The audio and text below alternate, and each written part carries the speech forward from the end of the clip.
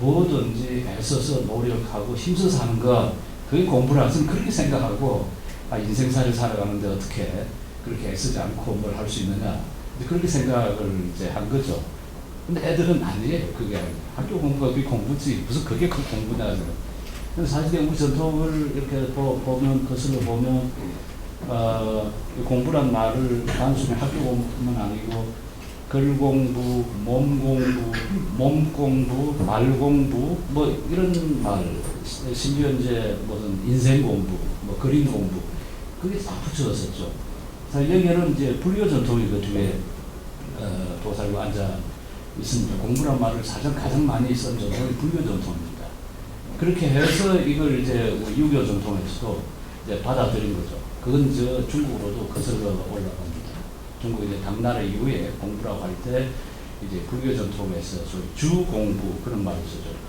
그럴 때는 어떤 일 하든지 힘써 애써서 용맹전진하는 것을 일컬어서 공부라 그렇게 이제 말을 했던 거죠. 주자의 공부론이나 또는 퇴계나 율곡의 공부를 보면 그렇습니다. 그런데 이 공부라 하는 것을 우리가 우리 일상생활에 좀 적용시켜서 이야기 해보면 공부하는 게 사실은 아무것도 없습니다. 그리고 공부를 하지 않고서는 아무것도 해낼 수 있는 것들이 없고요. 예를 들어서 어린 아이들이 태어났을 때 어머니 그 젖을 찾아서 젖을 빠는 것부터 시작해서 나중에 이제 기고 걷고 말을 배우고 하기까지 사실 뭐 모든 과정이 다 공부입니다. 엄청난 노력을 하는 거죠. 사람이 한 걷기 위해서 이 동작이 반복을 해야 되는 게 3,000번이라든가 그렇게 해야 계속 걸을 수 있을 정도로 수없이 많은 시행착오와 고통을 거쳐서 이제 뭘 하나 배울 수가 있는 거죠. 예를 들어 자전거를 타는 걸 보십시오. 자전거를 탈 때 우리가 자전거에 올라타면서 우리 몸이 자전거에 이렇게 적응을 합니다. 그걸 accommodate.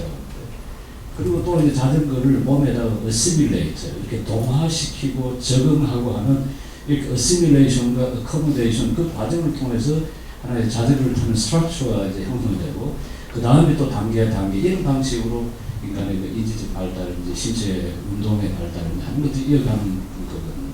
그 모든 과정이 공부라 그렇게 말할 수가 있습니다.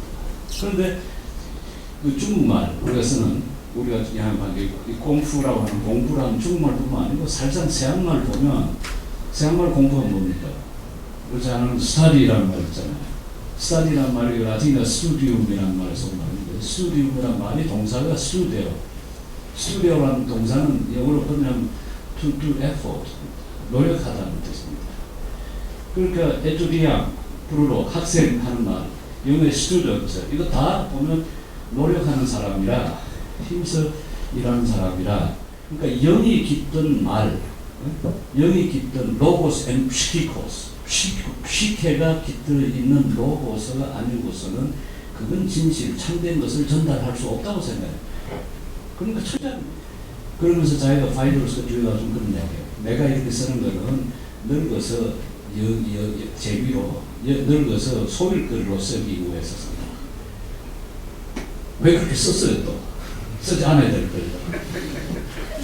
그러니까 이 글을 쓴다는 것과 책, 문자, 나아가서 인문학, 학문 이것들이 사실상은 다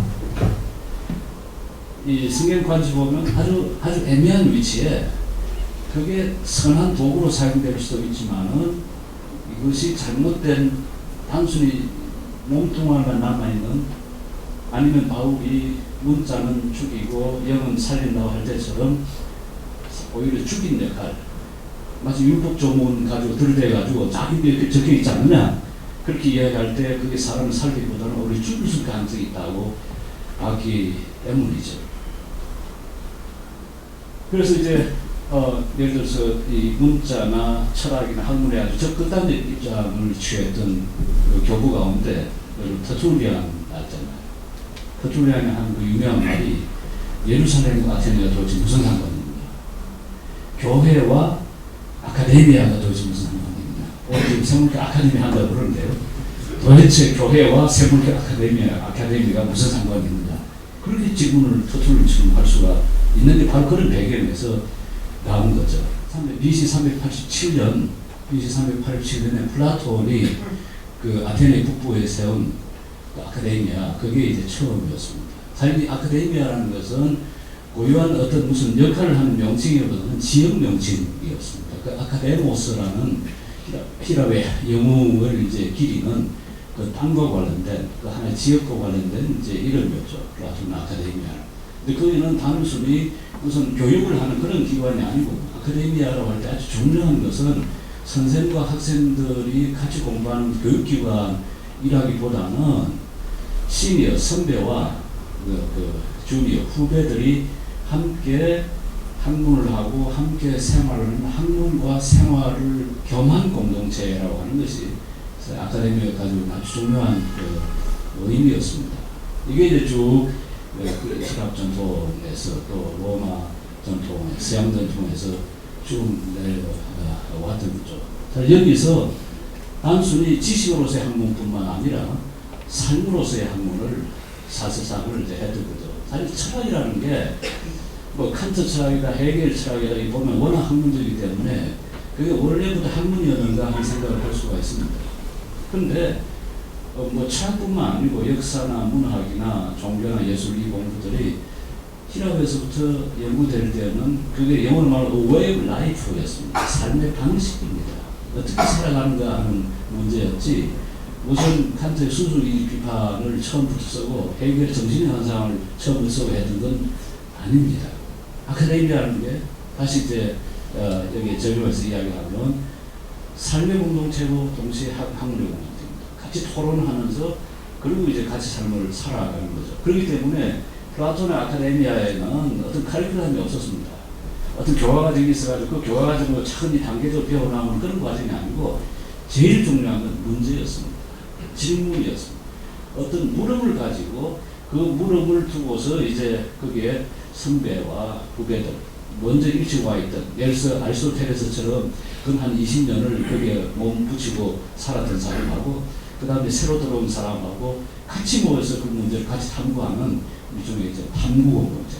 그러니까 탐구 공동체고 생활 공동체로 그런 아카데미가 이제 있었던 거죠.